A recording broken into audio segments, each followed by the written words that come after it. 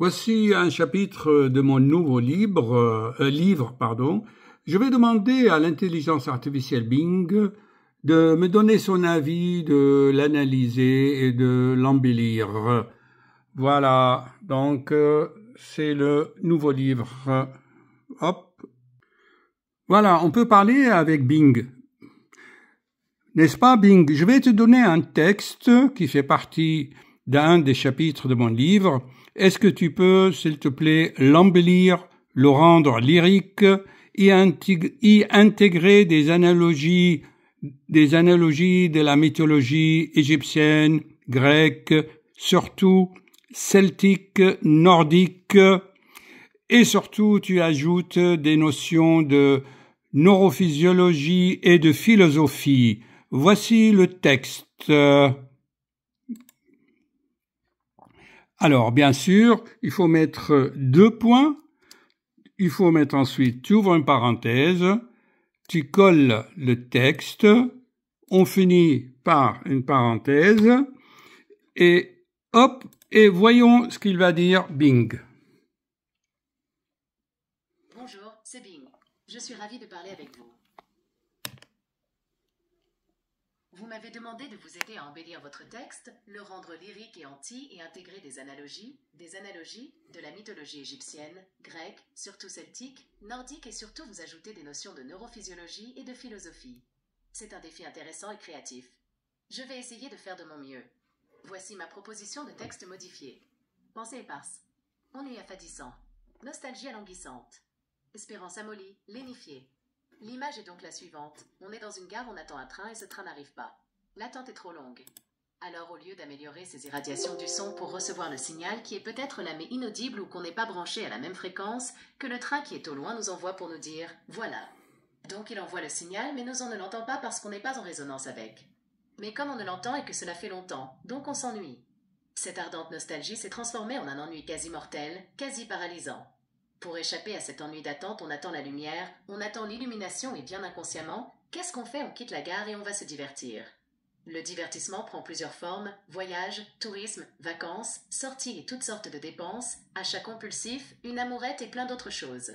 Rappelons qu'il y a plusieurs sortes d'ennuis à ne pas confondre avec la monotonie.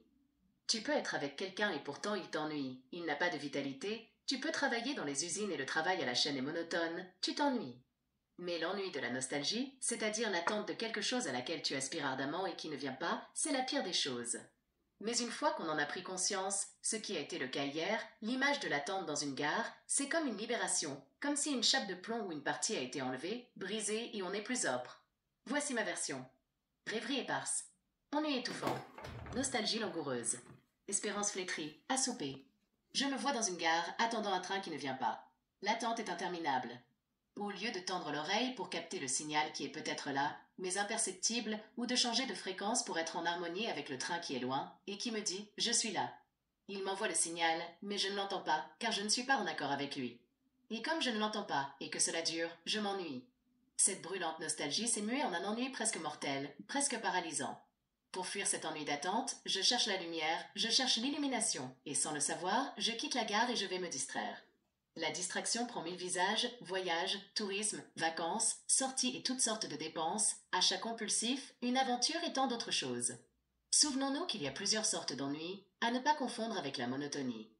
Tu peux être avec quelqu'un et pourtant t'ennuyer, il n'a pas de vitalité, tu peux travailler dans les usines et le travail à la chaîne est monotone, tu t'ennuies. Mais l'ennui de la nostalgie, c'est-à-dire l'attente de quelque chose que tu désires ardemment et qui ne vient pas, c'est le pire des maux.